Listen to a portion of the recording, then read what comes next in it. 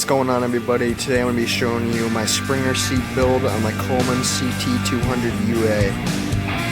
Now these bikes do not come with suspension, no front suspension, no rear suspension.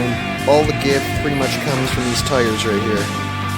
So I decided to repurpose some parts off a lawnmower and a couple other pieces of stuff that I had lying around the garage and make a Springer seat.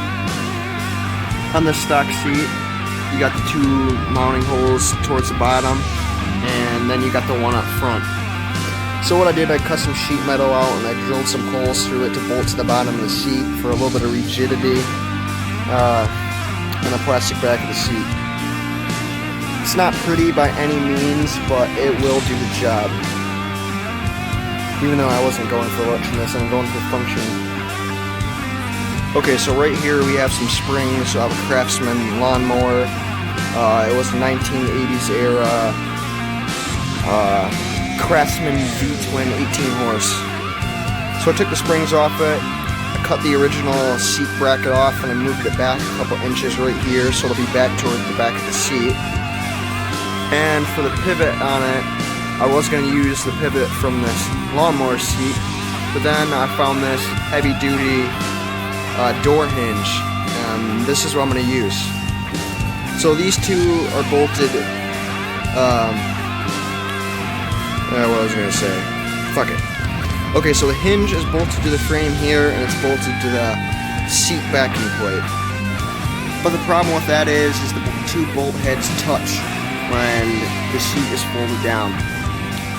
So what I'm going to do is, since these are bolted down, I'm going to weld this to the frame, weld this to the back of the seat plate, but I will still use one bolt so I can bolt the seat plate to the seat itself.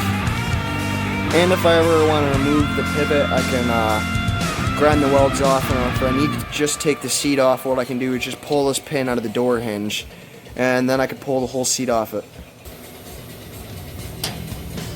So then after that's welded, then I can bolt my seat up there. And this is what we're going to have. I got a couple different springs to play with. I got these shorter ones right here. I got some taller ones right here. They're a little bit less stiff actually than the short ones, but they are taller. And then if I want to play around with springs even more, I got some valve springs right here. These are valve springs out of a 413 Chrysler Big Block. So the cost of adding a Springer seat is $0, but it's going to add a lot of functionality and comfort to the bike. I'll be able to pivot the seat for easier access to the wiring of the fuel line that's going to be running underneath it. And it's going to reduce a lot of the impact and jolt and harshness from hitting potholes and small obstacles and stuff like that.